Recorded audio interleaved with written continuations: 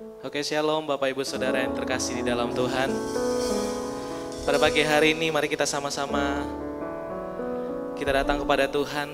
Saya percaya bahwa kita datang ke tempat ini dengan kerinduan hati kita untuk kita datang kepada Tuhan. Mari pada pagi hari ini kita mau memberikan yang terbaik bagi Tuhan, sebab Dia terlebih dahulu memberikan yang terbaik bagi kita. Mari pada pagi hari ini sebelum kita memulai ibadah ini, mari kita tundukkan kepala kita bersatu di dalam doa. Bapa yang baik Tuhan, kami mengucap syukur atas kasih karunia-Mu dalam hidup kami. Kami bersyukur punya Allah seperti Engkau yang tidak pernah meninggalkan kami sedetik pun. Terima kasih buat segala kebaikan yang Tuhan beri dalam hidup kami. Dan tiba saatnya Tuhan pada pagi hari ini kami datang ke tempat ini memuji dan memuliakan nama-Mu. Dan kami percaya bahwa Tuhan hadir di tengah-tengah kami. Bertatalah atas hidup kami Tuhan Yesus. Terima kasih Tuhan. Terima kasih Bapa. Engkau sungguh baik Tuhan Yesus.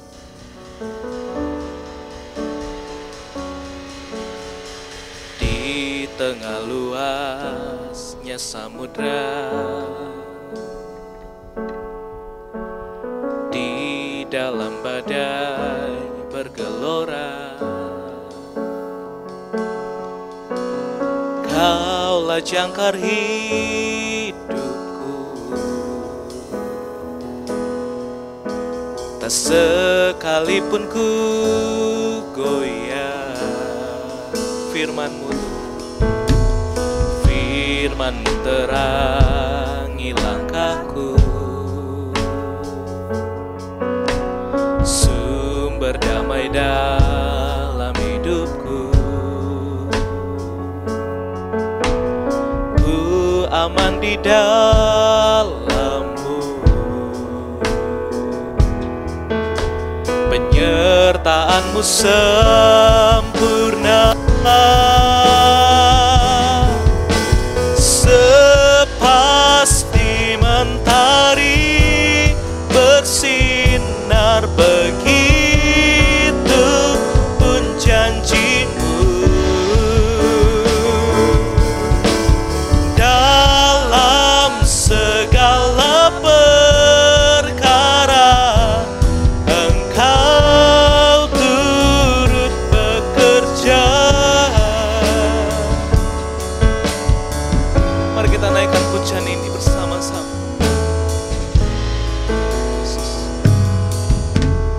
Di dalam luasnya samudra, di dalam badai bergelora, Kaulah jangkar hidupku. Tak sekalipun ku goyah. Firman-Mu Tuhan, Firman-Mu terangi langkahku, sumber damai dalam hidupku. Ku aman di dalam-Mu, penyertaan-Mu sempurna. Sepasti mentari bersinar, begitu pun janji-Mu. Dalam segala perkara, Engkau turut bekerja.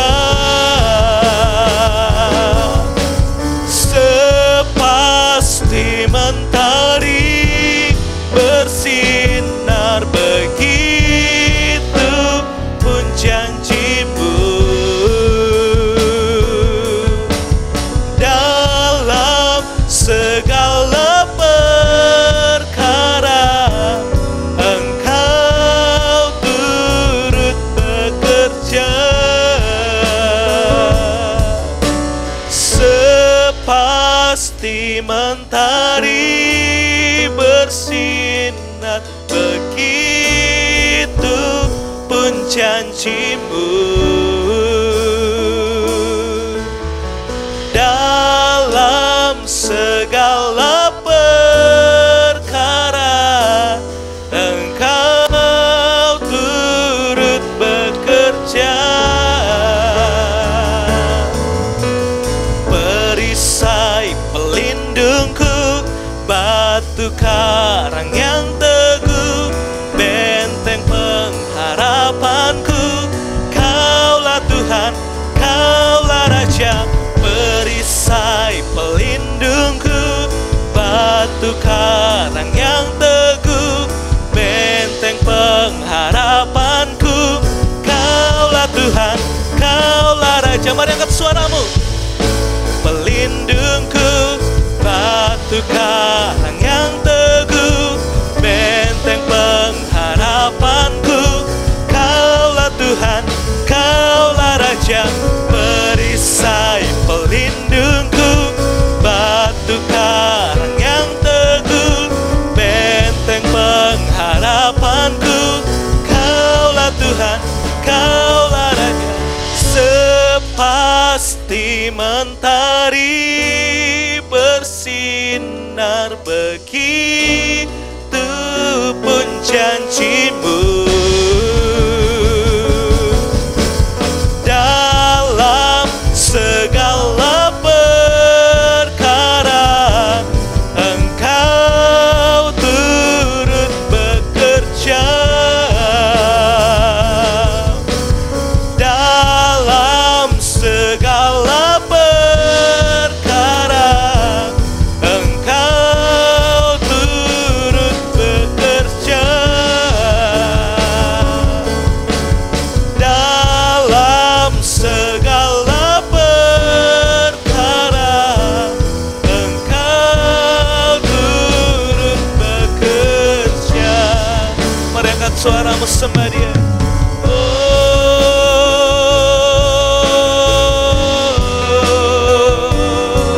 Kau segalanya Tuhan.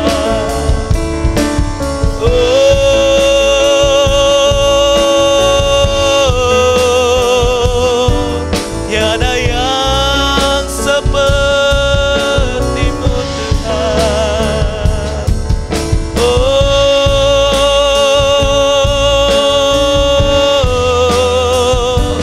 Kami memuji-Mu, kami memuji-Mu, kami memuji-Mu. Kau segalanya, tiada yang lain. Kami sembah Engkau Tuhan. Haleluya.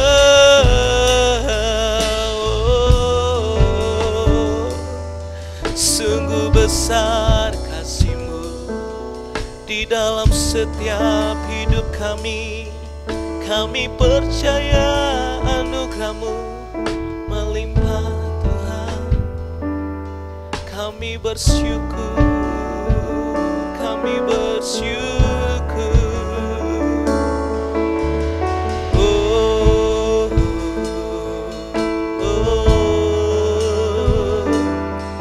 Engkau baik Tuhan, tiada yang seperti-Mu.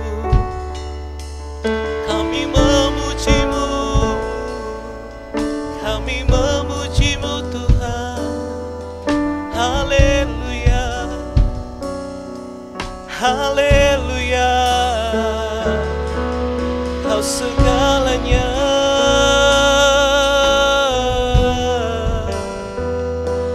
Kau segalanya.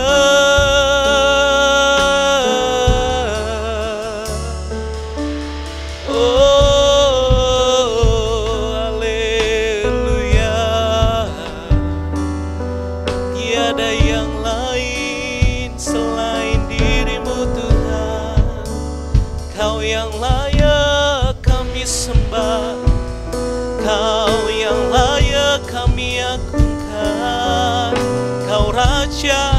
Engkau Allah, Kau yang berkuasa.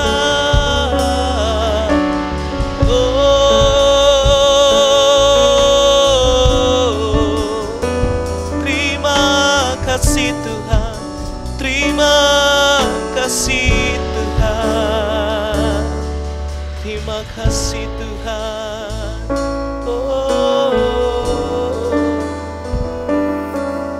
Terima kasih Tuhan Yesus, terima kasih. Sepasti mentari bersinar, begitu pun janji-Mu.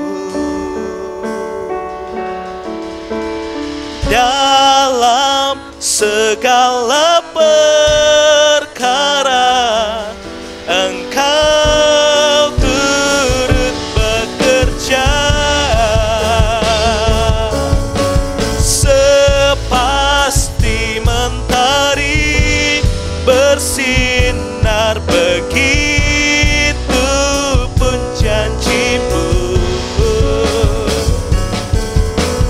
Dalam segala perkara Engkau turut bekerja. Dalam segala perkara Engkau turut bekerja.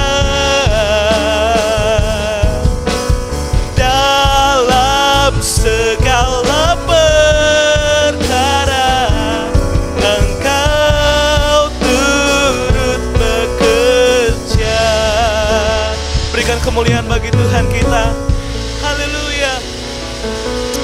Terima kasih Tuhan. Kami mau memuji dan memuliakan nama-Mu lebih lagi. Di dalam nama Tuhan Yesus, yang percaya sama-sama katakan amin. Mari Bapak Ibu Saudara, saya undang untuk bangkit berdiri. Mari kita sama-sama memuji Tuhan pada pagi hari ini. Sebab Dia Allah yang ajaib, Dia Allah yang luar biasa, amin. Mari kita katakan bersama-sama. Yesus ajaib, Tuhanku ajaib, kasih-Nya ajaib bagiku. Yesus ajaib, Tuhanku ajaib, rahmat-Nya kekal selamanya. Tak berubah kasih-Nya, setiap hari bertambah indahnya. Sampai bumi berlalu dan habislah ragaku, Yesusku ajaib bagi. Tak berubah, tak berubah kasih-Nya, setiap hari bertambah indahnya.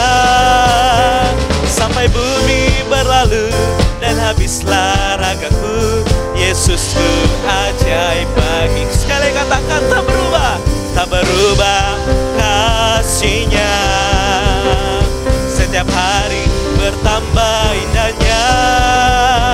Sampai bumi berlalu dan habislah ragaku, Yesusku ajaib bagi. Sampai bumi berlalu, sampai bumi berlalu dan habislah ragaku, Yesusku ajaib bagi. Sampai bumi berlalu dan habislah ragaku, Yesusku ajaib bagi.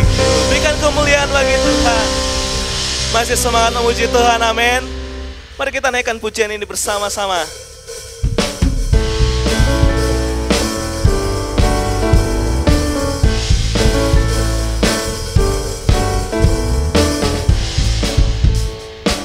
Mari katakan bersama-sama. Langit dan bumi pujilah Tuhan, sebab Dia ciptakan semuanya. Keagungannya mengatasi langit bumi, sembah sujud di hadapannya. Langit dan bumi pujilah Tuhan, sebab Dia ciptakan semuanya. Keagungannya mengatasi langit bumi, sembah sujud di hadapannya. Ku puji, ku sembah, ku puji, ku sembah Yesus Kristus. Kristus Sang Penebusku.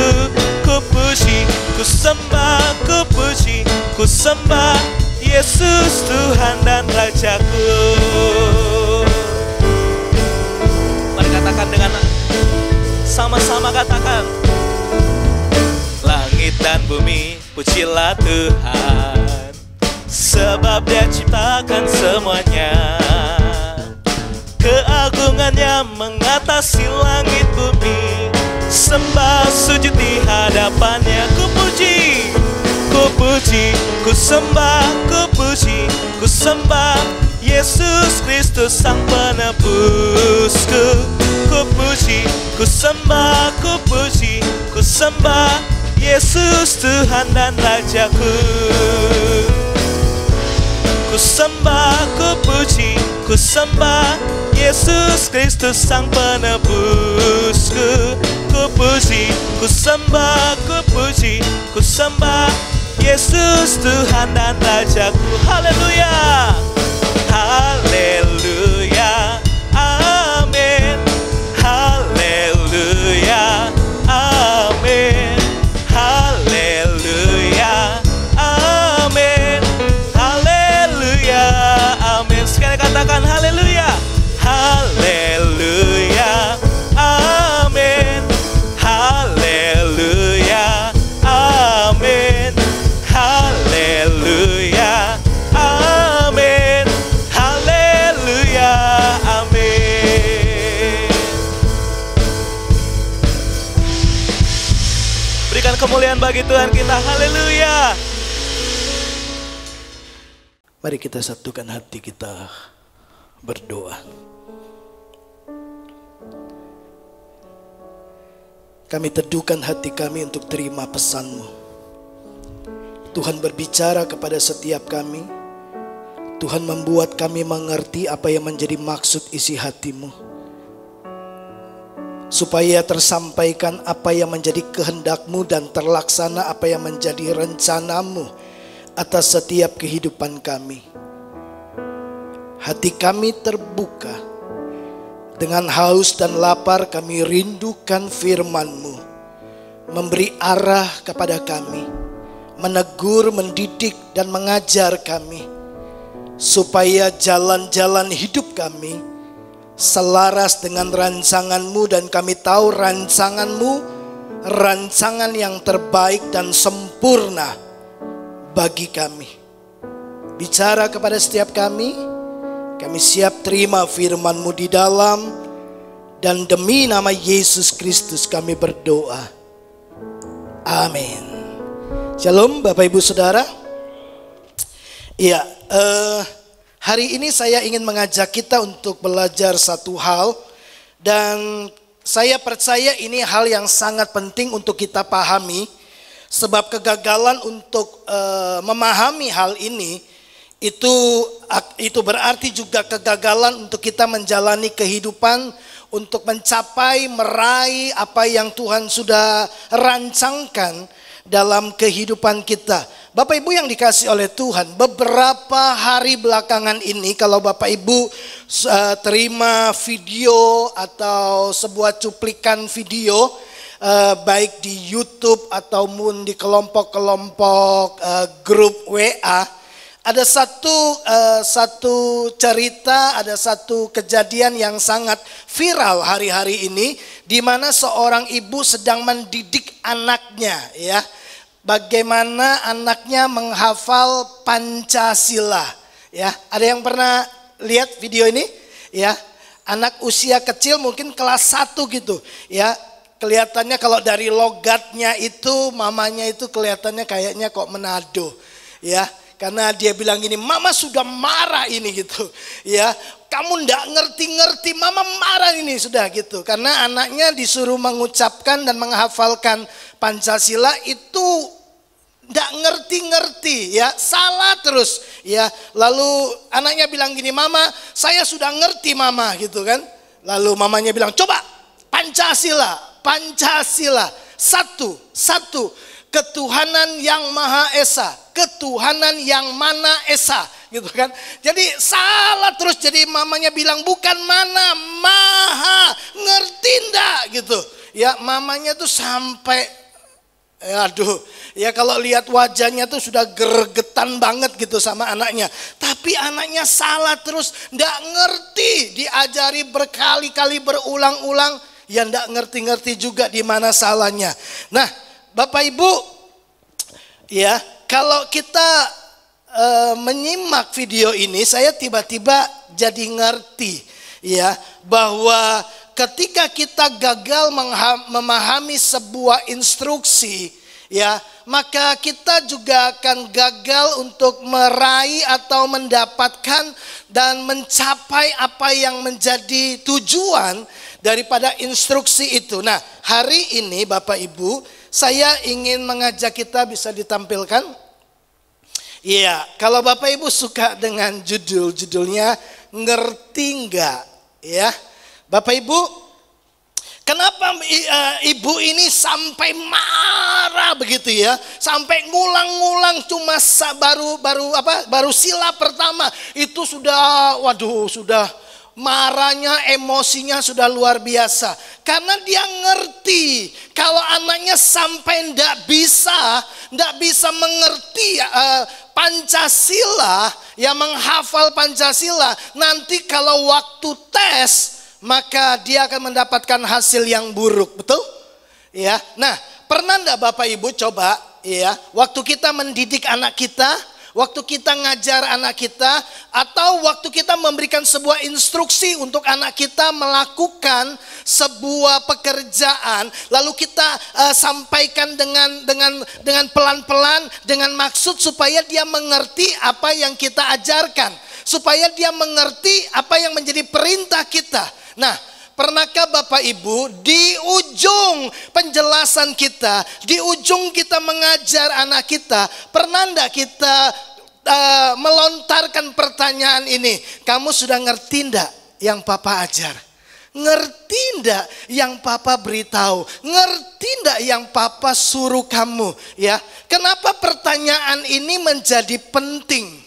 Ya, Bapak Ibu, sebab begini, karena kita sadar, sesadar-sadarnya, kalau dia tidak mengerti apa yang kita ajarkan, kalau dia tidak menangkap dan memahami apa yang kita kasih instruksi buat dia lakukan, maka kita tahu dengan pasti bahwa dia pasti gagal mengerjakan ya seperti yang kita mau. Dan sudah barang tentu kalau dia tidak mengerti pelajaran yang kita ajarkan, yang guru ajarkan kepada dia, maka kita tahu juga dengan pasti bahwa dia tidak akan bisa mengerjakan dengan tepat dan benar ketika ujian datang dalam hidupnya.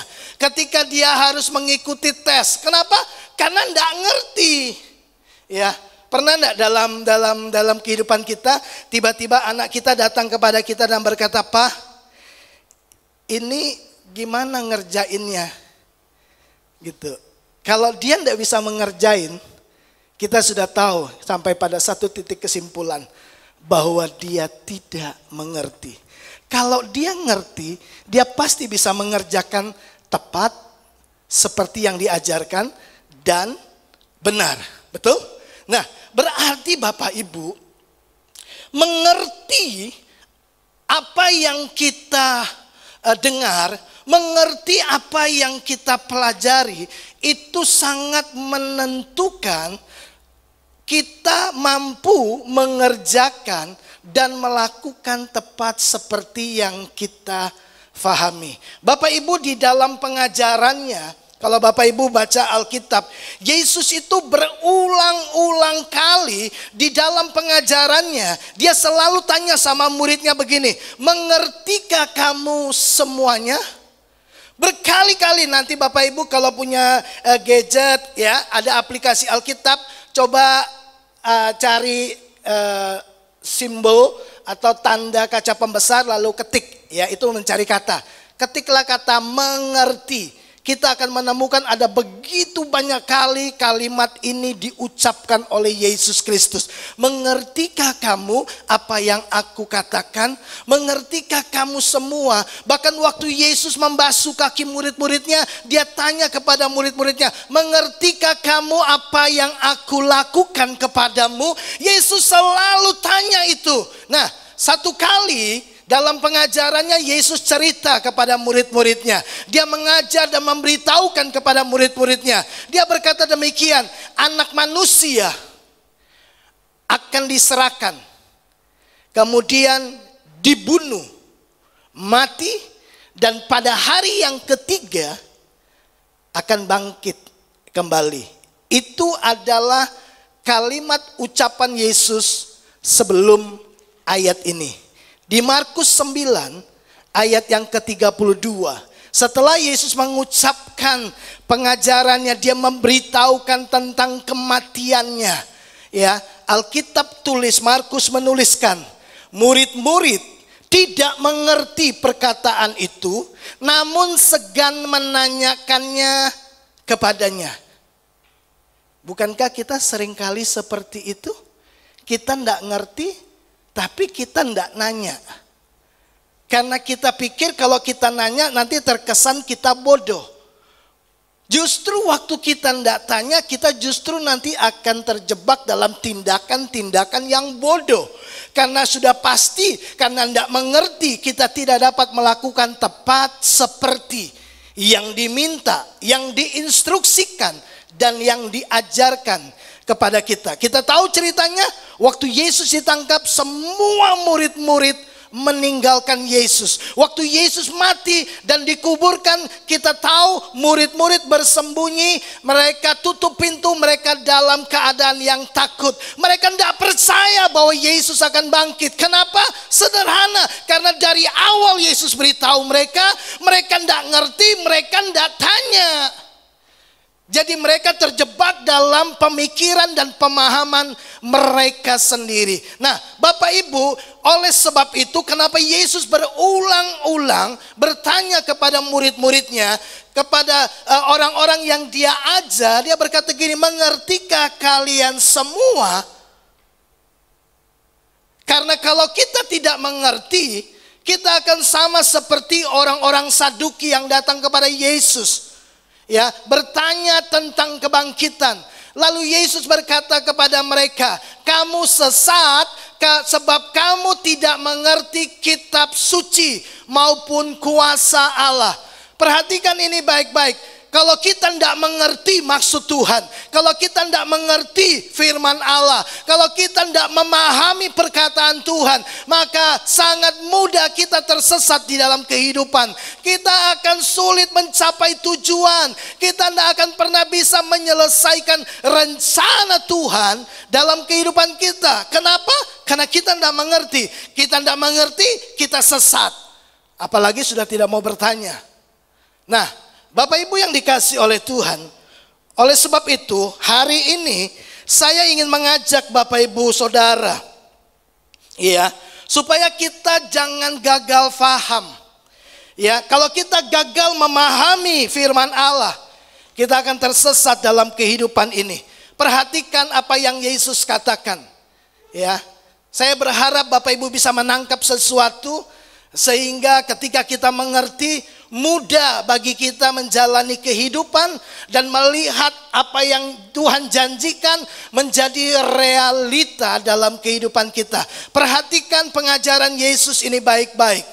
Ya, di dalam Injil Matius 13 ayat 23, Yesus berkata demikian, yang ditaburkan di tanah yang baik ialah orang yang mendengar firman dan mengerti. Sekali lagi, yang ditaburkan di tanah yang baik ialah orang yang mendengar firman itu dan mengerti. Katakan mengerti. Ya. Mendengar firman itu dan mengerti.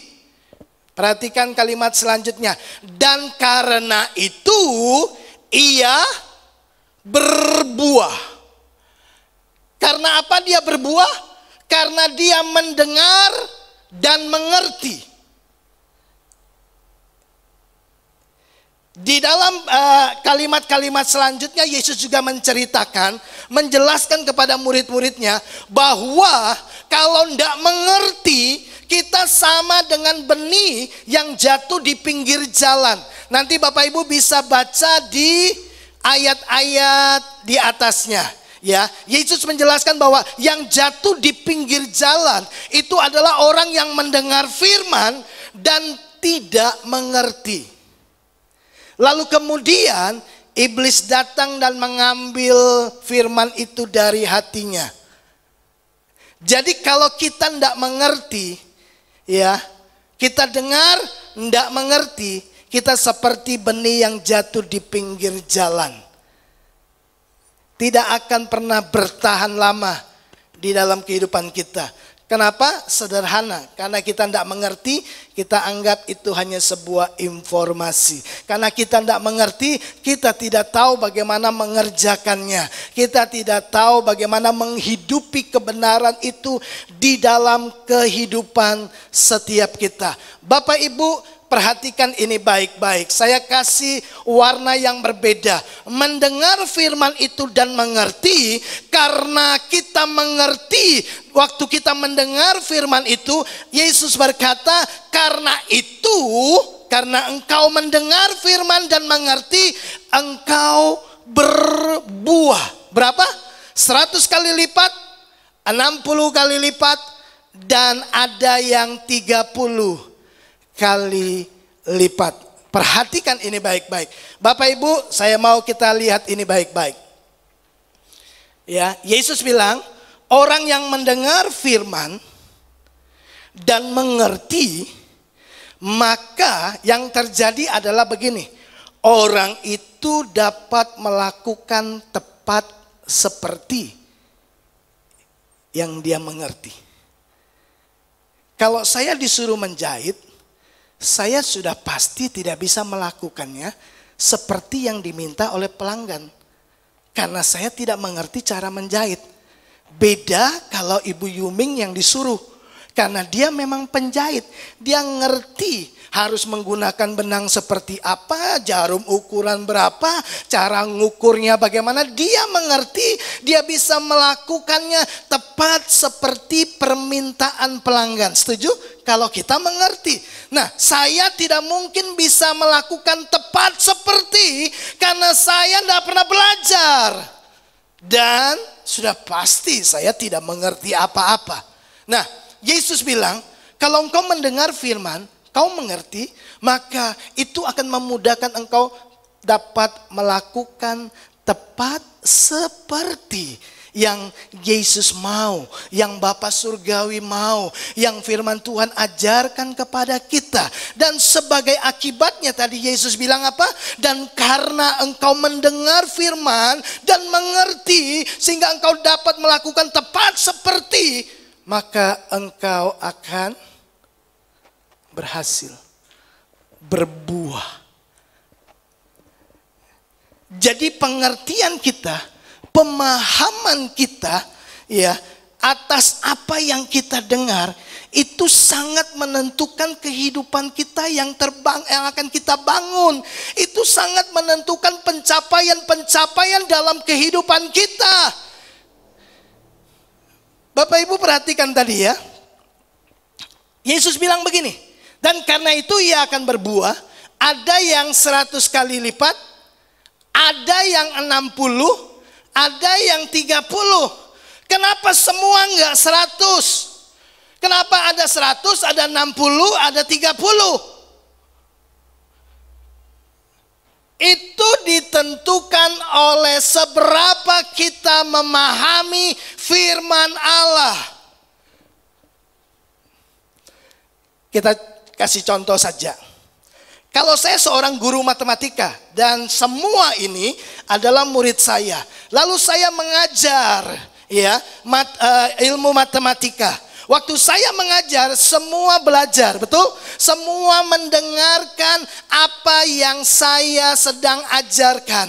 Nah, kemudian setelah saya mengajar, Ya, lalu saya berkata, ngerti? Ngerti Pak. Lalu saya bikin tes. Saya buat ulangan. Apa tujuannya? Untuk mengetahui sejauh mana murid-murid saya mengerti. Betul? Lalu ketika dibuat tes, ya, ada 100 soal. Nggak usah terlalu banyak. 10 soal saja. Lalu saya bagikan, Bapak Ibu, kita lihat kan di dalam kelas, ya, selalu hasilnya bervariasi. Ada yang dapat 100, karena 10 dia bisa kerjakan semua, tepat dan benar. Ada yang dapat 60, karena dia cuma bisa mengerjakan 6 soal. Tapi ada yang dapat 30, karena dia cuma bisa mengerjakan 3 soal. Lalu 7 soalnya dia tidak bisa kerjakan. Kenapa? Sederhana. Dia tidak ngerti. Begitu? Halo? Ya, kita pernah sekolah? Ya, kita belajar ya, sama-sama dari guru yang sama. Teman kita dapat 100, tapi kita dapat 70. Kenapa? Yang 3 soal kita enggak ngerti gimana cara mengerjakannya. Gimana mau nyontek, enggak boleh gitu kan. Tapi enggak bisa ngerjain. Kenapa? Enggak ngerti. Ya, karena kita enggak ngerti. Tahukah Bapak Ibu? Kita enggak bisa mengerjakan tepat dan benar. Tepat seperti yang diinginkan oleh guru kita. Sama dengan kekristenan. Bapak Ibu, dari sini Bapak Ibu bisa tangkap sesuatu. Kenapa kita ada di dalam gereja yang sama? Pendetanya sama. Firman Tuhan yang disampaikan sama dari satu sumber. Tapi lihatlah. Kenapa yang satu begitu cepat mengalami pemulihan? Yang satu begitu cepat diberkati Tuhan? Ya, yang satu ya 60%.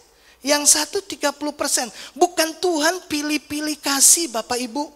Tuhan tidak pilih-pilih kasih. Tuhan mengasihi kita semua. Firman Tuhan dibuka buat kita semua. Tapi sekali lagi pengertian kitalah yang menentukan hasil pencapaian kita. Kalau kita tidak mengerti apa yang firman Tuhan mau, maka kita nggak bisa melakukannya. Ya kan? Nah, Bapak Ibu yang dikasih oleh Tuhan, mari coba kita renungkan ini. Ya, jika Tuhan merancangkan kehidupan yang baik untuk umatnya, kenapa ada banyak orang percaya yang gagal dalam menerima janji Tuhan itu? Kenapa ada yang berhasil menghidupi kebenaran, rumah tangga dipulihkan, bisnis diberkati, pekerjaan diberkati, hubungan sehat dalam segala aspek, mau di rumah, mau di luar. Tapi kenapa kita juga temukan ada keluarga-keluarga Kristen yang berantakan. Ada keluarga-keluarga Kristen yang tidak saling mengasihi. Justru saling melukai dalam kata-kata mereka. Justru kita temukan juga ada keluarga-keluarga Kristen yang selalu mengalami masalah dalam hubungan, ya, di dalam pernikahan, di dalam ekonomi, ya, sementara yang satu mengalami percepatan dan berkat yang luar biasa. Apakah janji Tuhan sudah tidak relevan di saat sekarang ini? Apakah janji Tuhan yang Tuhan sampaikan kepada kita, pengajaran firman Tuhan, hanya berlaku untuk perjanjian baru atau waktu zaman rasul-rasul saja? Dan hari ini tidak relevan lagi firman Tuhan buat kita hidupi. Apakah itu alasannya? Saya percaya Bapak Ibu pasti setuju bahwa firman Allah itu sempurna, perfect. Firman Allah itu tidak pernah berubah. Firman Allah itu konsisten dan Alkitab berkata firman Allah tidak mungkin gagal. Jadi dari sisi Tuhan tidak ada kesalahan. Berarti kegagalan itu ada di pihak kita. Jangan-jangan kita gagal dalam mendengarkan. Atau kita juga mungkin mendengar tapi kita tidak memahami apa yang menjadi maksud Tuhan. Atau mungkin konsekuensi lain yang kita sedang pertimbangkan dengan harga bayar dari sebuah tindakan-tindakan untuk mengerjakan firman Tuhan. Bapak Ibu, ingatlah ini baik-baik. Tuhan kita itu Tuhan yang adil. Dia tidak pilih kasih. Semua itu ditentukan kehidupan saudara yang saudara sedang bangun hari-hari ini, ya.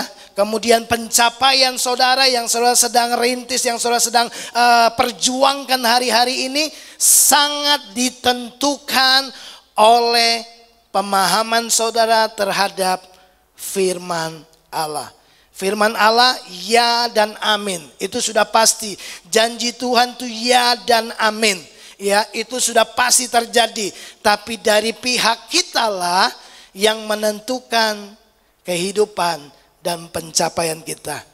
Kalau saudara hanya mengerti 60%, saudara hanya bisa mengerjakannya dan mendapatkan hasil 60%. Tapi ada juga yang cuma 30%. Ya, dia cuma mengerti hanya 3 bagian saja. Tapi ada yang 100%. Dia dapatkan semua yang Tuhan janjikan dalam kehidupannya.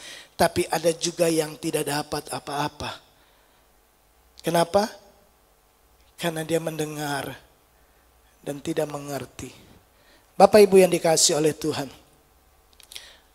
Mendengar membuat kita tahu. Mendengarkan membuat kita mengerti.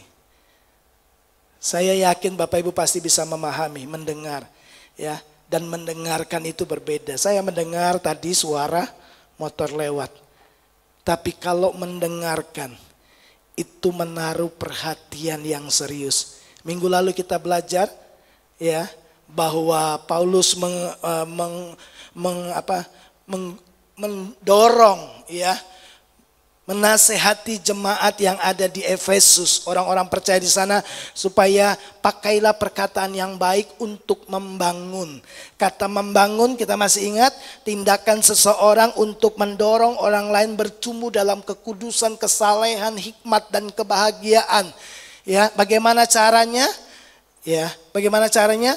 Menyampaikan perkataan kebenaran, menyampaikan kata-kata yang berkualitas yaitu firman Allah, sehingga mereka yang mendengarnya. Nah, kata mendengar dari bahasa aslinya itu memiliki arti begini, menaruh perhatian sehingga memahami arti dari kata-kata itu.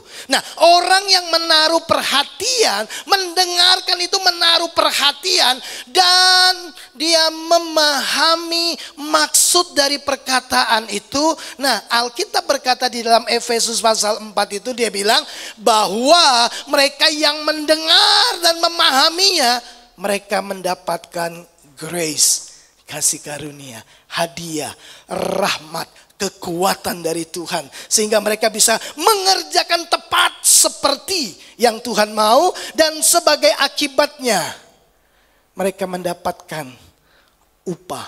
Mereka mendapatkan janji dari firman Tuhan yang mereka dengar. Bapak Ibu, semua hal yang kita capai hari ini itu karena kita mengerti melakukan apa yang kita kerjakan, betul?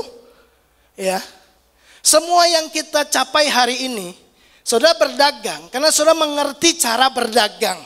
Ya, saudara menjahit karena saudara mengerti cara menjahit. Ya, sehingga itu saudara mendapatkan hasil. Ya, saudara memuaskan pelanggan saudara. Saudara mengerjakannya tepat seperti yang mereka minta. Kenapa saudara bisa mengerti? Karena saudara mendengarkan. Ya, enggak saudara tiba-tiba saudara mendengarkan dengan baik ketika saudara belajar. Ya, ketika ada seseorang yang mengajarkan hal itu kepada kita. Bukankah begitu? Semua dimulai waktu kita mendengarkan. Jadi sangat penting untuk kita mengawasi pendengaran kita. Nah, kita mungkin sudah mengerti apa yang kita dengar, tapi yang tidak kalah penting, siapa yang mengatakannya itu juga perlu kita perhatikan. Kita mengerti ketika seseorang menyampaikan kepada kita, tapi untuk mengenali siapa yang berbicara kepada kita, itu juga penting. Apakah dia orang yang dapat dipercaya? Apakah dia sumber berita yang dapat dipegang? Ya, nah, Bapak Ibu yang dikasih oleh Tuhan, sehingga kita perlu memperhatikan, ini kata siapa? Kataku, kata Tuhan, atau kata orang? Karena ada banyak berita di luar sana yang kita terus dengar. Nah, salah berita, salah pengaruh, ya. Nah, kalau kita salah berita, kita salah juga dalam kehidupan. Karena kita salah memahami, salah bertindak, salah pencapaian, salah kehidupan. Kita perlu dengar. Saudara mungkin sudah dengar firman Tuhan, ya. Tapi kalau dan kita sudah mengerti, ya, apa yang Tuhan katakan, ada kalanya begini saya temukan. Waktu saya baca Alkitab, saya temukan hal ini. Ada kalanya kita sudah dengar, ya, apa yang Tuhan katakan dan kita mengerti perkataan Tuhan. Tapi berita itu kan bukan hanya dari Tuhan saja. Selama kita hidup, ada banyak perkataan yang kita bisa dengar dari pasangan kita, dari dia yang kita cintai, dari Tuhan, atau dari orang-orang lain, atau dari kejadian-kejadian yang terus berbicara kepada kita. Fakta kehidupan dan realita hidup yang kita jalani juga menjadi sebuah berita yang berbicara kepada kita, ya, tanpa suara. Kita mulai melihat begini, ya, ekonomi sekarang lagi sulit dan lain sebagainya.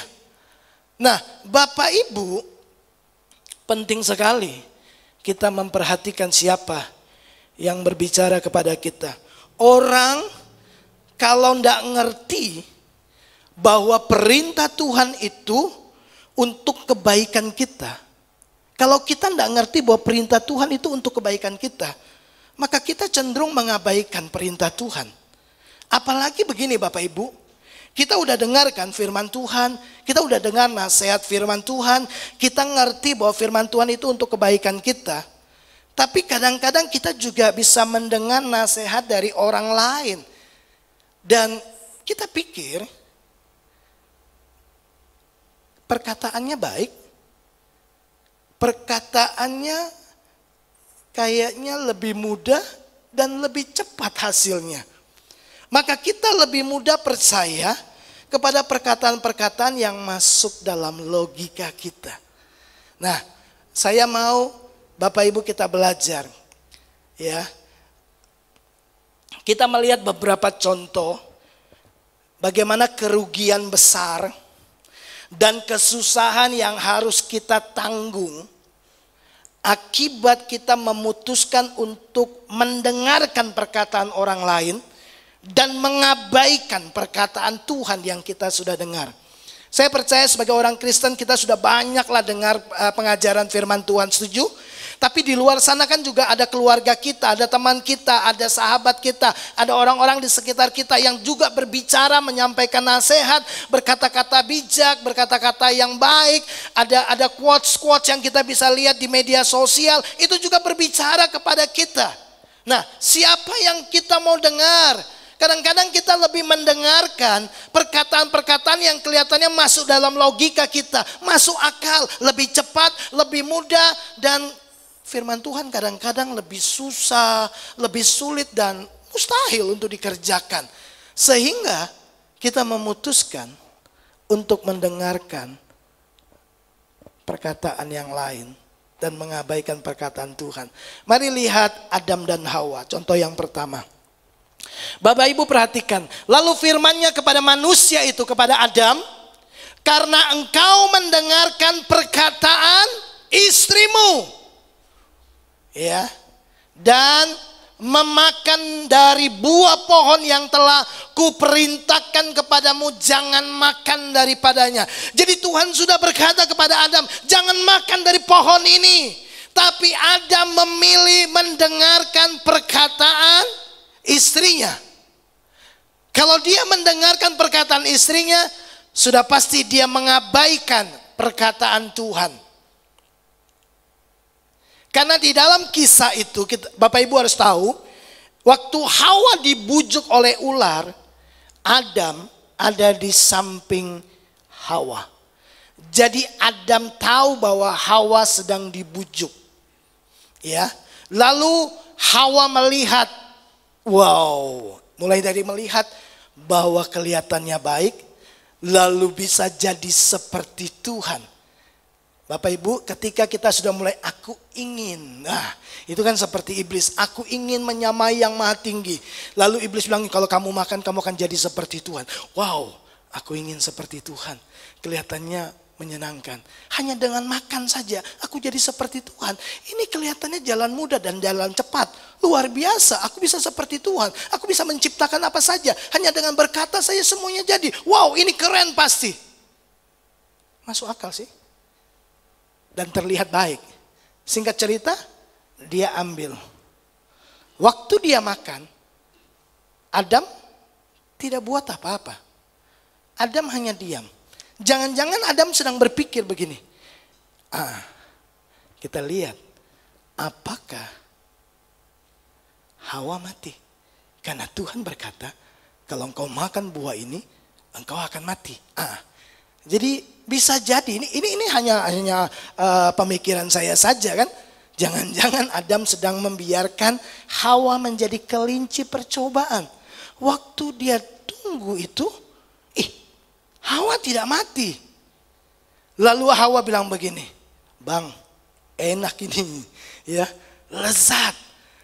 Dan saya enggak mati seperti yang kau ngomong, katanya Tuhan kita mati, saya enggak mati. Coba ini, ya. Bapak Ibu, Adam mendengarkan perkataan Hawa. Lalu dia bilang gini, iya, lah buktinya enggak mati. Jangan-jangan betul-betul saya bisa jadi seperti Tuhan.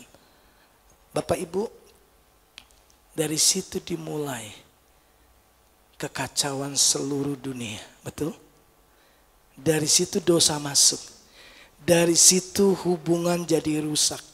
Adam mempersalahkan Hawa, Hawa mempersalahkan ular, mereka mulai saling mempersalahkan.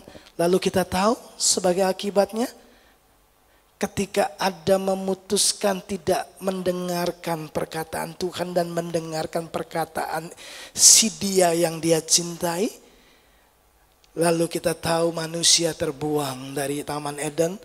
Lalu kita tahu juga kan bagaimana Kain akhirnya membunuh Habel.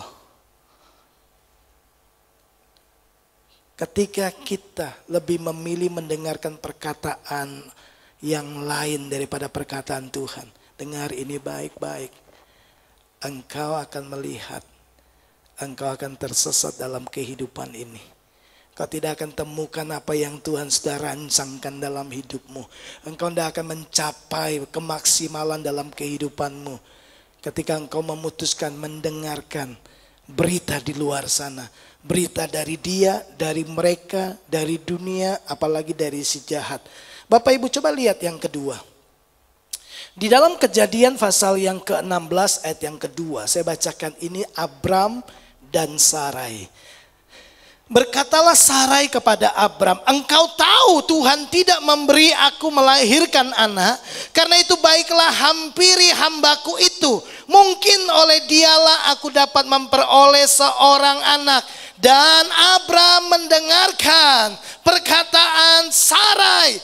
Padahal satu ayat, dua ayat sebelumnya dikatakan Abraham percaya kepada Allah. Karena di pasal 15 Tuhan kembali mengulang janjinya.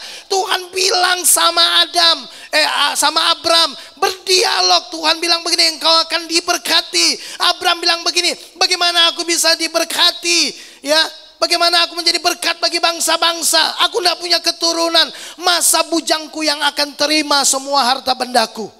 Tuhan bilang tidak. Dari istrimu kau akan punya anak. Gitu. Tuhan baru saja bilang begitu.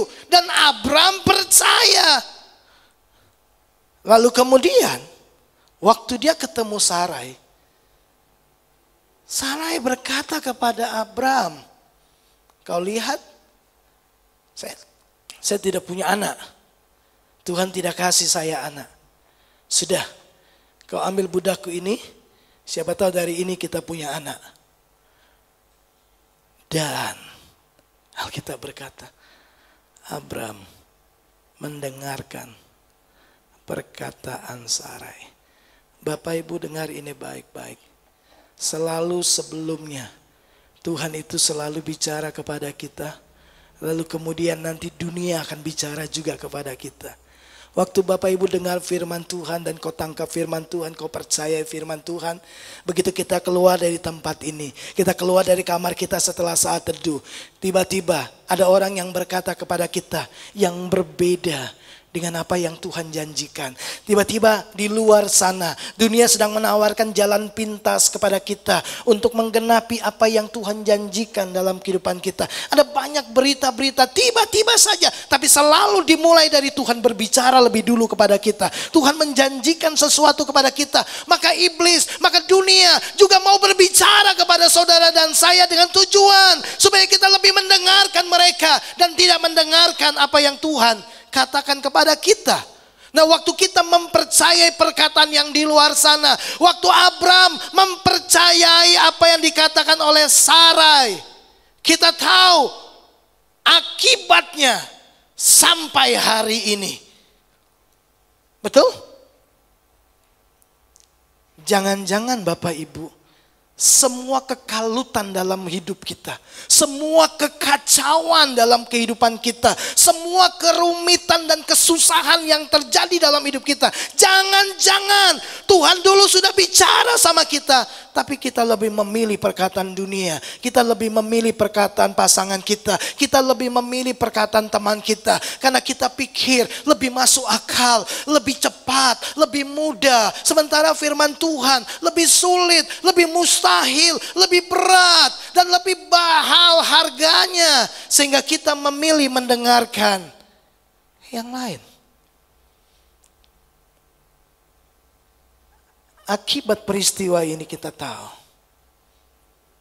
sampai hari ini terus terjadi pertikaian antara keturunan Ismail dengan keturunan dari Ishak. Oleh karena itu Bapak Ibu, saya mendorong Bapak Ibu Saudara, dengarkanlah firman Tuhan. Coba lihat ini. Kalau Bapak Ibu membaca dalam Kisah Rasul 27, Bapak Ibu akan temukan bagaimana Paulus berlayar dipimpin oleh seorang kapten, dan ada yang tentara, prajurit yang mengawal dia untuk dibawa ke Roma. Alkitab berkata tiba-tiba terjadi badai. Ya. Lalu kemudian Paulus menasehati ya kepala perwira ini dan berkata begini, kayaknya kita ndak baik untuk berlayar sekarang. Ya, Paulus sudah kasih nasihat, tapi Alkitab temukan di ayat yang ke-11, kepala perwira ini lebih percaya perkataan kapten. Karena kapten bilang gini, ya sudah Bapak tenang saja. Saya sudah biasa berlayar, saya sudah biasa hadapi badai. Tenang saja, saya belum pernah gagal. Nah, dia mendengar nasihat dari Paulus karena Paulus dapat pesan dari Tuhan, tapi dia mengabaikannya. Lalu terjadilah badai. Lalu kemudian sederhana, ketika mereka terombang-ambing dan sudah hampir menyerah, Paulus bilang begini, bukankah aku telah menasihati kalian dari pesan yang Tuhan sampaikan? Tapi tadi malam malaikat bicara kepadaku bahwa aku akan tetap sampai ke Roma. Artinya dia bilang, jangan takut, kita semua akan selamat. Karena aku percaya apa yang dikatakan malaikat pasti terjadi. Bapak Ibu, coba cek seperti yang saya katakan. Jangan-jangan badai datang dalam hidup kita karena kita lebih mempercayai perkataan yang di luar sana dari perkataan Tuhan. Kita ngerti mungkin perkataan Tuhan, ya, tapi kita lebih berpikir rasional, berpikir dengan logika kita, iman kita nggak berjalan, Tapi logika kita pakai, iya. Kalau pakai cara ini pasti benar. Kenapa? Dia berhasil, dia sukses. Pasti bisa kalau saya ikuti dia. Bapak Ibu yang dikasihi oleh Tuhan. Nah, kemudian apa yang Paulus katakan? Paulus bilang begini. Kembali lagi firman Tuhan datang kepada dia. Lalu dia menyampaikan pesan Tuhan itu kepada mereka. Singkat cerita mereka sampai ke tempat tujuan. Bapak Ibu, pertanyaan saya, kalau kita telah melakukan banyak hal ya dengan mengabaikan perintah Tuhan, sehingga kita melihat ada kesusahan dalam hidup kita. Kita lebih memperhatikan perkataan orang lain ya, dan atau jangan-jangan kita memang mendengar firman Tuhan dan kita tidak mengerti. Kalau tidak mengerti, simple, tanyalah. Kalau memang sudah terjadi kesusahan karena kita tidak mendengarkan firman Tuhan dan melakukannya, Bapak Ibu, saya mau kasih pesan daripada Salomo. Sebenarnya ini pesan Daud kepada Salomo. Ya, dan kita bisa lihat di dalam Amsal pasal 4. Saya berharap ini bisa menjadi pembelajaran dan solusi buat kita kalau hari-hari ini kita dapati kita mengalami kesusahan dan kerugian. Ya, karena kita lebih mendengarkan perkataan dunia, perkataan orang lain daripada kita mendengarkan perkataan Tuhan. Nah, perhatikan ini. Amsal 4 ayat 20 sampai 22. Hai anakku, perhatikanlah perkataanku, arahkanlah telingamu kepada ucapanku. Janganlah semuanya itu menjauh dari matamu, simpanlah itu di lubuk hatimu, karena itulah yang menjadi kehidupan bagi mereka yang mendapatkannya, dan kesembuhan bagi seluruh tubuh mereka. Salomo bilang begini, kalau engkau mendapatkan itu akan menjadi kehidupan. Akan memberi kehidupan, akan memberi kesembuhan bagi orang yang mendapatkannya. Nah, pertanyaannya Bapak Ibu, itu apa? Kata itulah, apa yang dimaksudkan itulah? Mendapatkannya, apa itunya? Mendapatkan apa? Apa yang membuat kehidupan terjadi dalam hidup kita? Apa yang membuat mimpi yang sudah mati hidup kembali? Apa yang membuat kehidupan yang sudah mulai punah itu tiba-tiba hidup kembali? Hubungan yang sudah mulai mati hidup kembali. Ya, kata terjemahan kehidupan ini memang bicara tentang kehidupan sejahtera, kehidupan yang real, ya. Nah, kemudian kata kesembuhan bicara juga tentang kesehatan. Ya. Sehingga hubungan yang sakit itu sehat kembali, bisnis yang sakit sehat kembali, ya. Ketika kita mendapatkan itu, ketika kita mendapatkannya, ya, kata mendapatkan itu memiliki arti gini, belajar, memperoleh, dan mengakuinya. Ya, jadi kita mendapatkan apa yang kita pelajari dan kita mempercayainya. Nah, sekarang saya mau tunjukkan kepada Bapak Ibu Saudara. Kata itulah, ya perhatikan, itulah yang menjadi kehidupan. Ya, menjadi apa? Kehidupan, menjadi kesembuhan. Kalau kita mendapatkan itu, apa yang dimaksudkan oleh penulis dari kata itu? Bapak Ibu, perhatikan.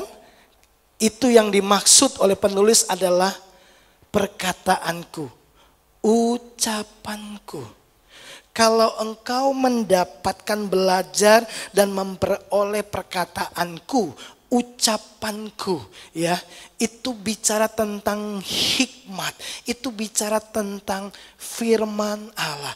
Bapak Ibu, kalau kita mendapatkan firman Allah, kita belajar firman Allah, lalu mengakui firman Allah sebagai kebenaran dan mempercayainya, lalu kita melakukan firman Tuhan itu, maka firman Tuhan itu akan memberi kehidupan, akan memberi kesembuhan, ada pemulihan, ada pertolongan Tuhan. Mimpimu yang sudah mati, visi yang mati, hubungan yang mati, itu akan dihidupkan kembali, akan disehatkan Tuhan kembali. Ingat, firman Tuhan itu berkuasa. Nah, sekarang kita mau belajar bagaimana kita bisa mendapatkan itu. Alkitab berkata yang pertama, perhatikan firman Tuhan. Fokus. Waktu kita mencoba mendapatkannya dengan belajar, ya, mendengarkan. Bapak Ibu, Tuhan bilang begini, ya, fokus. Kalau mendengar itu jangan cuma mendengar, tapi mendengarkan. Baca Ulangan pasal 28, jika engkau baik-baik mendengarkan suara Tuhan Allahmu dan melakukannya dengan setia. Bagaimana bisa melakukan, ya, dengan setia ketika kita mendengarkan artinya ini, menaruh perhatian pada apa yang kita dengarkan dan memahami, mengerti apa yang dimaksudkan oleh Tuhan, sehingga kita dapat melakukan tepat seperti ayat 2. Tuhan berkata, maka aku akan mengangkat engkau lebih tinggi dari segala bangsa, dan segala berkat ini akan datang dalam kehidupanmu. Ketika apa? Kita mendengarkan, kita menaruh perhatian pada apa? Pada perkataan Tuhan. Ya, bukan hanya mendengar saja, mendengarkan sampai kita mengerti lalu mengakuinya dan melakukannya dalam hidup kita. Maka apa yang kita dengar, apa yang kita lakukan, itu menjadi kehidupan dan kesembuhan. Itu akan mendapatkan hasil 100 kali lipat, 60 atau 30, sangat bergantung pada seberapa kita memahami kebenaran firman Tuhan.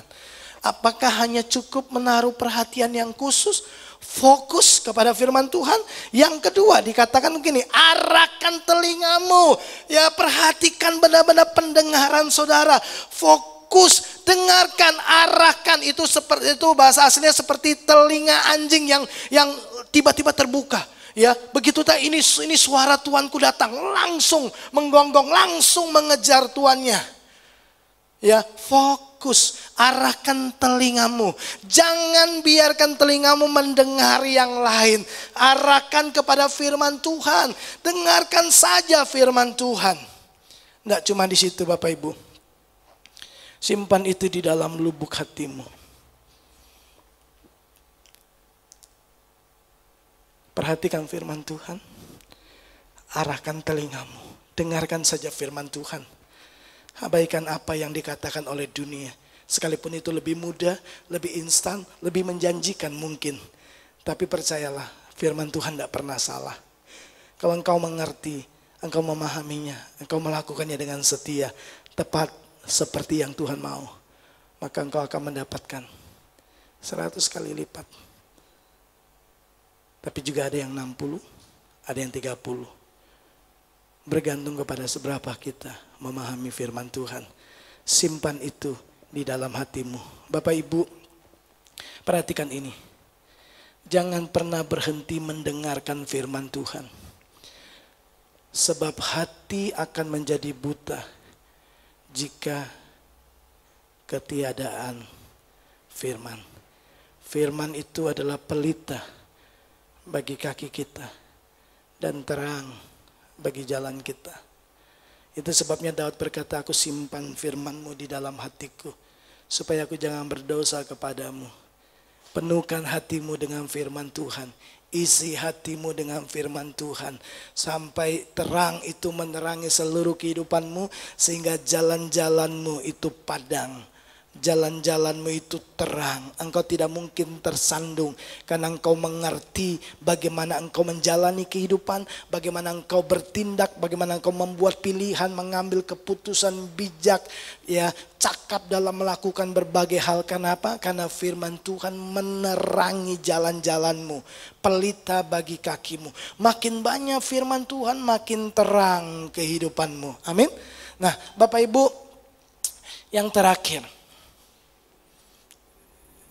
kita mungkin berkata begini, banyak kali kita dengar firman Tuhan, kita tidak ngerti. Kalau tidak ngerti, ini saran saya, bertanyalah. Kisah ini, kisah Filipus dengan sida-sida. Ya, Kisah Rasul 8 ayat 30. Filipus segera ke situ dan mendengar sida-sida itu sedang membaca kitab Nabi Yesaya. Kata Filipus, perhatikan pertanyaan Filipus. Sama dengan apa yang selalu Yesus tanyakan. Mengertikah Tuhan apa yang Tuhan baca? Filipus tidak tanya, kamu sudah tahu? Enggak. Dia tanya, kamu ngerti enggak? Karena pemahamanmu akan menjadi tindakanmu. Dan tindakanmu akan menjadi kehidupanmu. Jadi selalu bermula dari pemahaman. Nah, sida-sida itu berkata, jawabnya, bagaimanakah aku dapat mengerti kalau tidak ada yang membimbing aku? Bapak Ibu, kalau kita tidak ngerti, bertanyalah. Mintalah dibimbing. Supaya apa? Supaya engkau mengerti. Kalau engkau mengerti, engkau dapat melakukan tepat seperti. Kalau engkau melakukan tepat seperti yang Tuhan minta, maka Tuhan berkata, engkau pasti berbuah. Engkau pasti berhasil. Karena itu yang Tuhan sampaikan kepada Yosua. Jangan lupa memperkatakan kitab Taurat ini, renungkanlah itu siang dan malam. Bertindaklah hati-hati sesuai dengan apa yang tertulis di dalamnya, maka perjalananmu akan berhasil. Renungkan firman Tuhan sampai kau ngerti, lalu lakukan. Jangan menyimpang ke kiri, ke kanan. Fokus, maka perjalananmu akan berhasil. Saya berharap Bapak Ibu, setiap kali kita mendengarkan firman Tuhan, fokuslah, arahkan telinga kita.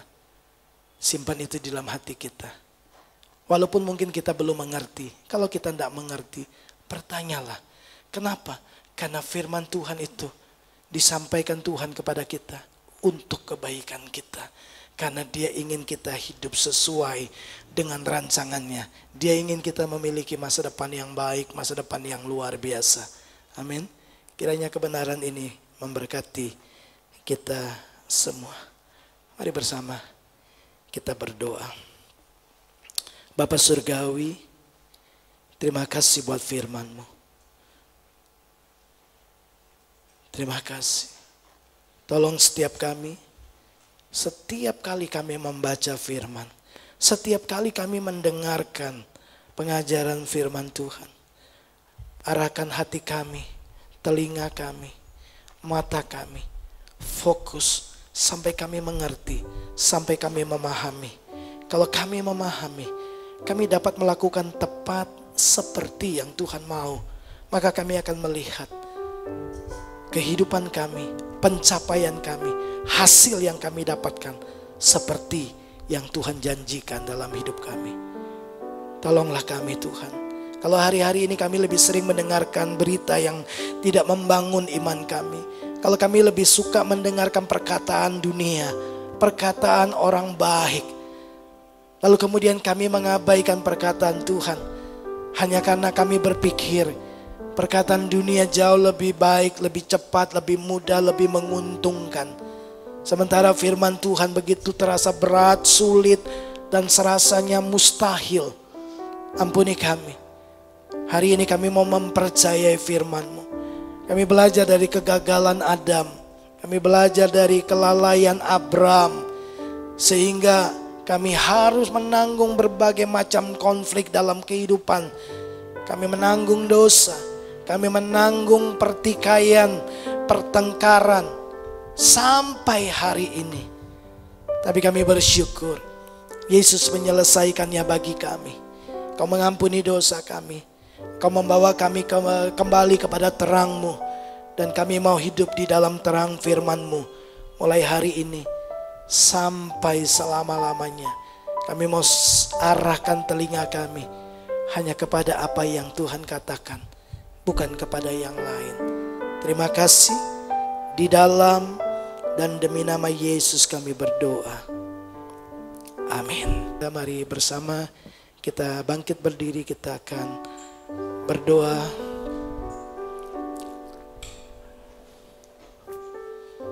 Thank you Jesus. Kami memuji kebesaran-Mu. Ajaib Tuhan, ajaib Tuhan, ajaib Tuhan.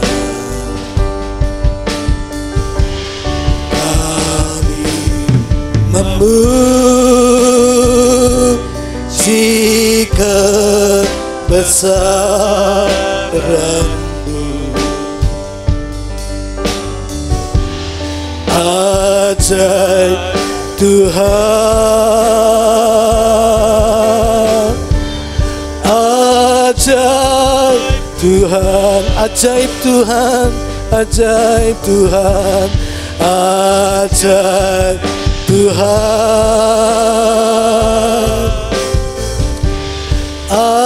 ajaib Tuhan. Sekali lagi, ajaib Tuhan, ajaib Tuhan,